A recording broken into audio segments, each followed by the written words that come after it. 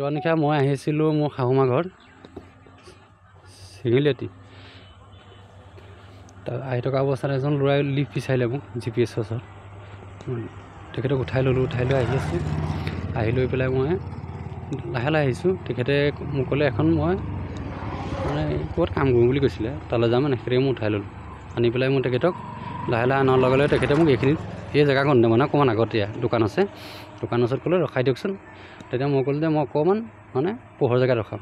পোহৰ জেগাকণ পাওঁ অৱস্থাতে মই গাড়ীখন ব্ৰেক মাৰি দিলোঁ। ব্ৰেক মাৰি দিলত তেখেতে বেক চাইডে বা কি বস্তু মই গম নাপাওঁ, মোৰ এনেকৈ ডিঙিত লগাই দিলে। লগাই দিয়াৰ লগে লগে মই মানে স্কুটিখনো মোৰ পৰি গ'লত আৰু ডিঙিটো কাট খালে, এনেকৈ তেজ ওলাইছে। ধৰিলোঁ হাতটোৱে। তাৰপৰা মই চিঞৰ বাখৰ কৰিছোঁ টেপি পেলাই, ওচৰৰ মানুহক দাদা বুলি। সকলো ৰাইজ ওলাই আহিছে, আহি মোক চিভিললৈ লৈ গ'ল। হস্পিটেলত একদম নি আৰু চব বাইদেউহঁতৰ হস্পিটেলৰ মানে কৰ্মচাৰী হওক চব একদম দৌৰি আহি একদম ধৰি মেলি ট্ৰিটমেণ্ট কৰিছে। এতিয়া শুনক, এতিয়া একো পোৱা নাই আপোনাক ডিঙিটোৰ কাৰণে মই ভালকৈ। এতিয়া মোক বহুত সহায় কৰিছে সকলো ৰাইজ। এতিয়া মানুহজন চিনি পাই নি? নাপাওঁ, মই যিজন মানুহ মোৰ লগত উঠি আহিছে মই চিনি নাপাওঁ। এতিয়া তেওঁ আমাৰ আগত বিস্ফোৰক স্বীকাৰোক্তি দিছে যে আপোনাৰ পত্নীয়ে 15,000 টকাৰ বিনিময়ত আপোনাক হত্যা কৰিবলৈ দিছে। নাই, মই এইটো বিশ্বাসেই নকৰোঁ। মোৰ মাইকী মানুহে যেন 15,000 টকা দিছে, দি পেলাই মোক মাৰিবৰ কাৰণে, যিটো মোৰ আজিলৈকে ঘৰত কোনো কাজিয়া পচাল নাই, একো প্ৰব্লেম হোৱা নাই। আৰু তাত মই কেনেকৈ ক'ম মোৰ মাইকী মানুহে মোক মাৰিবলৈ পইচা দিছে বুলি? এইটো আপুনি কাক সন্দেহ কৰে? এই বস্তু যিজন মানুহক এতিয়া ধৰি নিছে সেই মানুহজনে প্লেন হ'ব লাগে। সেই মানুহজনৰ কেনেকৈ প্লেন হ'ব? মিছাকৈ ফচোৱা হৈছে। মিছাকৈ ফচোৱা হৈছে, মিছা অভিযোগ সেইটো এটা। এইটো মোৰ মাইকী কাৰ কথা ক'ব? এতিয়া মুকুল চেতিয়া মানে মানুহজন যিজন, তেখেতে মানে এইটো কৰিছে বুলি মই ভাবি লৈছোঁ। মুকুল চেতিয়া আপুনি কেনেকৈ চিনি পালে? মুকুল চেতিয়াই মোক ঘৰৰ পাৰ্মিশ্যন উলিয়াই দিছিলে। আপোনাৰ লগত ঠিকাৰ বৃত্তিৰ লগতে জড়িত? হয়। মানে মুকুল চেতিয়াৰ লগত সম্বন্ধটো আপোনাৰ কেনেকুৱা? কোনো শত্ৰুতা নাই মোৰ, কোনো মানে তেখেতৰ লগত মোৰ একো নাই। খালি মোৰ ঘৰৰ পাৰ্মিশ্যন উলিয়াই চিনাকি।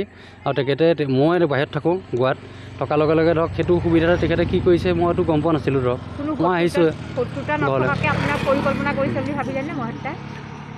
মই এতিয়া কি ক'ম সেই কথাটো? ধৰক এতিয়াতো ক'বলৈতো কোনো উপায় নাই। মই নিজে মানুহটো বাহিৰত থাকোঁ কৰ্মসূত্ৰে। আৰু ধৰক তেখেতলোকে কি কৰিছে কি নাই কৰা, ঘৰৰ পাৰ্মিশ্যন উলিয়াই মেলি কেনেকৈ চিনাকি হৈ কি কৰিছে তেখেতে মানে সেইটো গম পাব।